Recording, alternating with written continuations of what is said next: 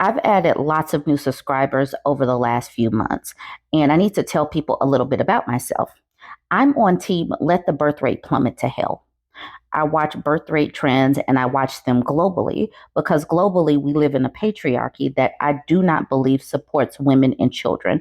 In fact, I do believe that many countries are antagonistic and unsafe for women and children. And even as a mother, I know and understand that we live in a precarious situation, especially politically right now, that is not conducive to raising healthy children in this environment. So, once again, I'm on team Let the Birth Rate Plummet to Hell. I talk about global situations, global birth rates, and today we're going to talk about Finland. This article came out a couple of days ago. It says Finland offers more perks to stop the declining birth rate.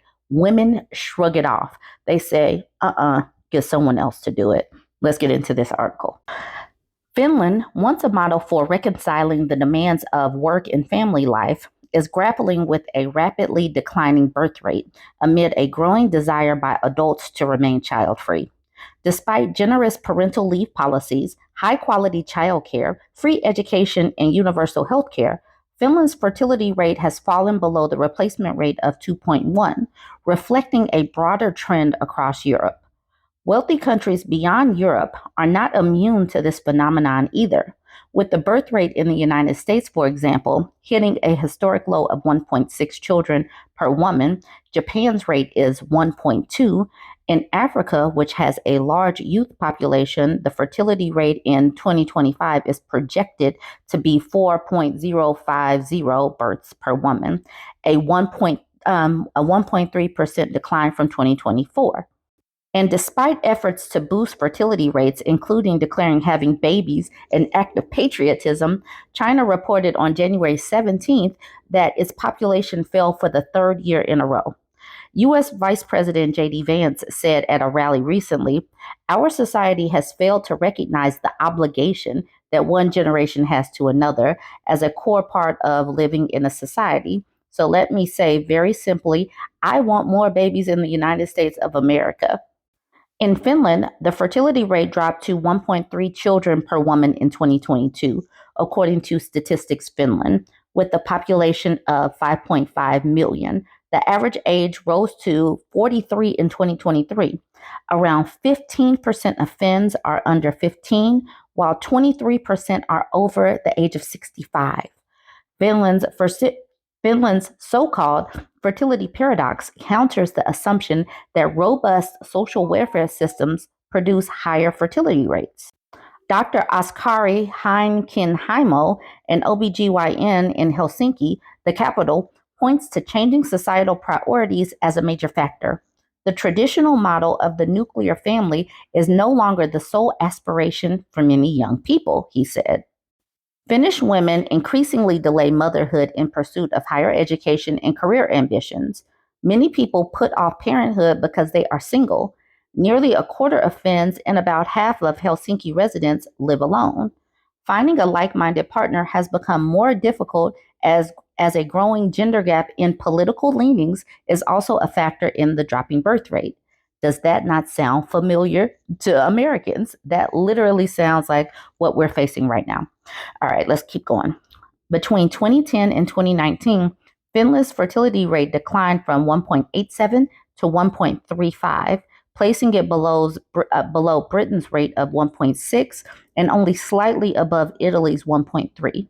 The Finnish downward trend contrasts with the early 2000s when the birth rate increased from 1.73 in 2000 to 1.87 in 2010, suggesting that earlier social policies promoting gender equality and family support had a positive impact during that period.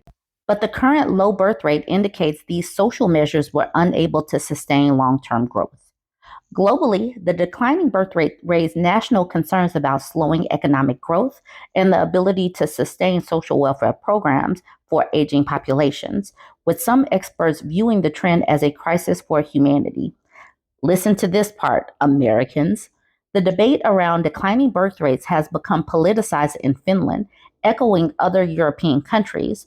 The rise of right-wing populism across the continent has resulted in a resurgence of pronatalist policies reflecting a conservative social undercurrent. Listen to that conservative social undercurrent. That is exactly what we are facing here in America.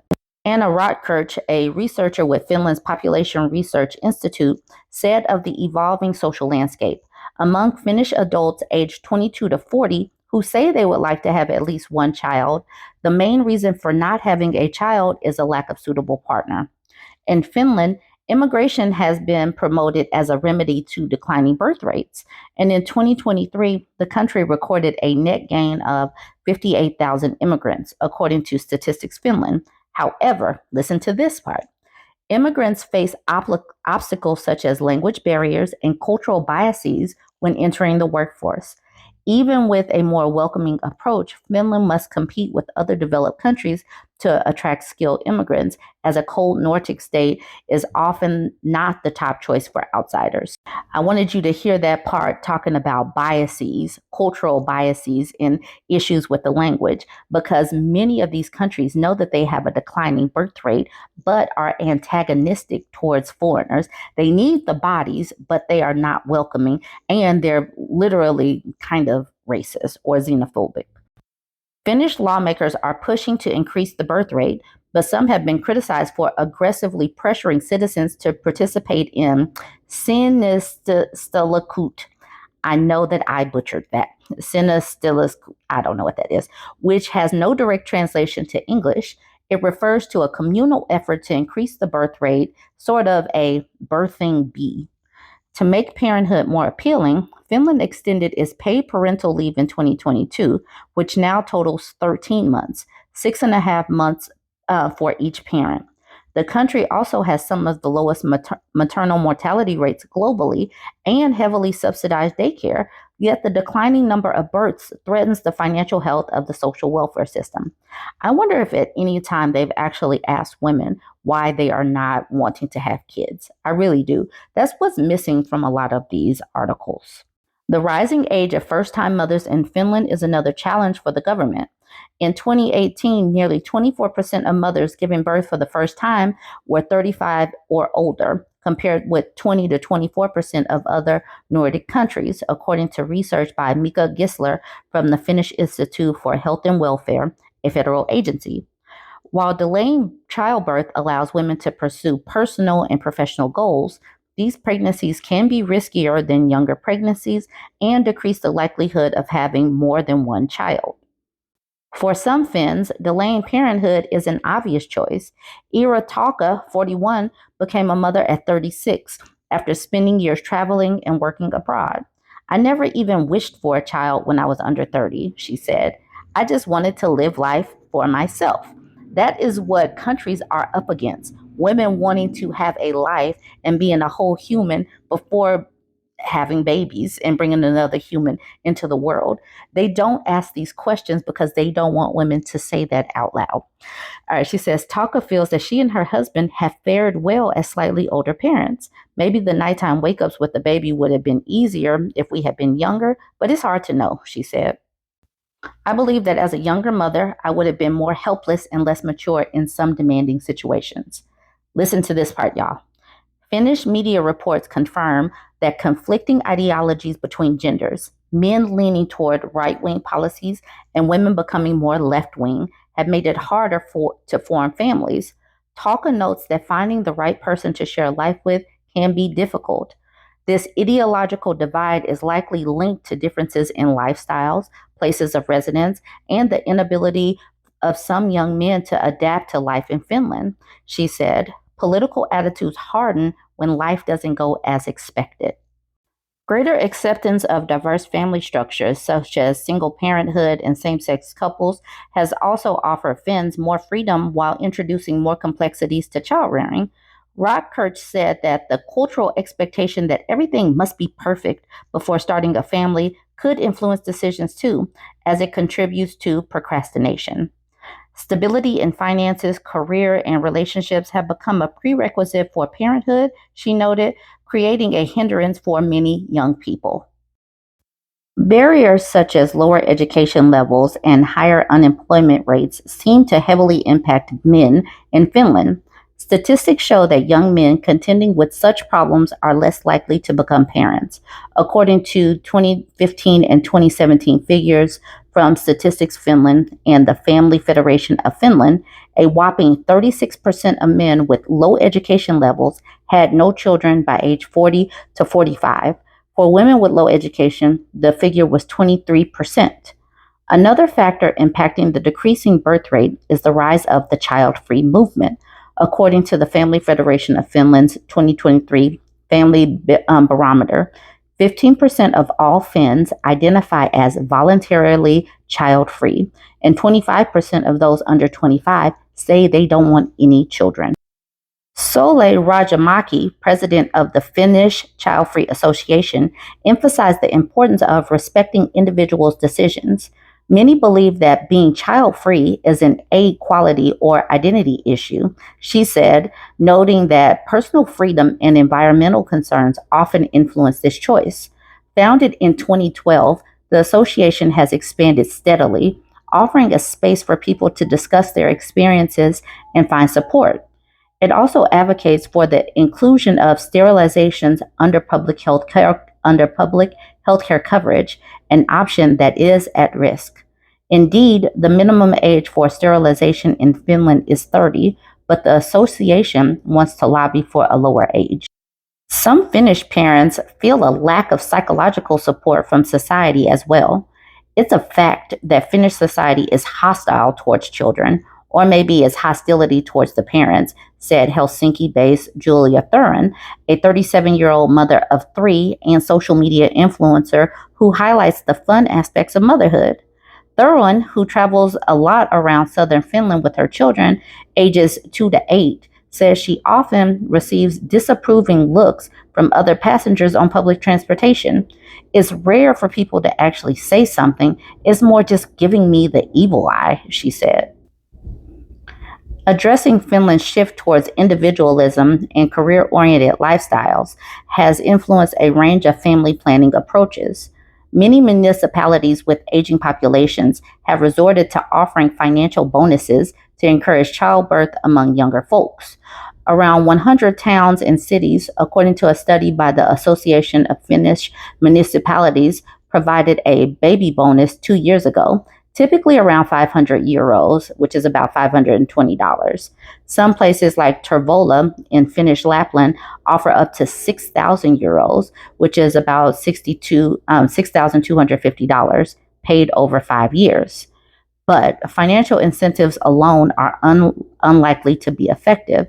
The municipality of Lehti Jarvi, for example, discontinued its €10,000 or approximately $10,400 baby bonus due to its lack of success.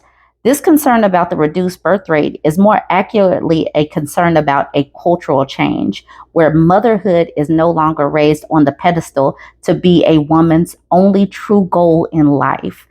I love this, says Rajamaki of the Finnish Childfree Association. I love that this article is so reflective of many of the things that we talk about.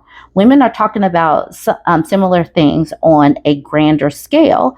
And just like that mother says, countries need babies, societies want babies, but they do not make things very friendly for parents. They don't make it friendly for women in general. And people are antagonistic towards mothers. And it's like, you can't have it both ways. And like many of these companies, they don't offer money for women to stay and be mothers. But they need these mothers to sacrifice and martyr themselves for the country. But women have to take on the financial impact, the emotional aspect, all of the psychological issues and the heavy lifting that comes along with motherhood. They're not going to make this look like something like, oh my gosh, I need to aspire to this. It's not aspirational when it's so much work, it's so expensive, and it's thankless. And like she said, it's a lot of times antagonistic. They don't like hearing kids. They don't like hearing babies. They don't like seeing mothers breastfeed. Other people that are child free don't want to have to, bear the burden of taking care. I mean, like working extra because a mother has to take off of work. It literally is not sustainable because societies really don't want to bear the brunt of what it takes to bring children and babies into the world. They want individual women to take on all of the responsibility and all of the financial hits. And then they get the impact.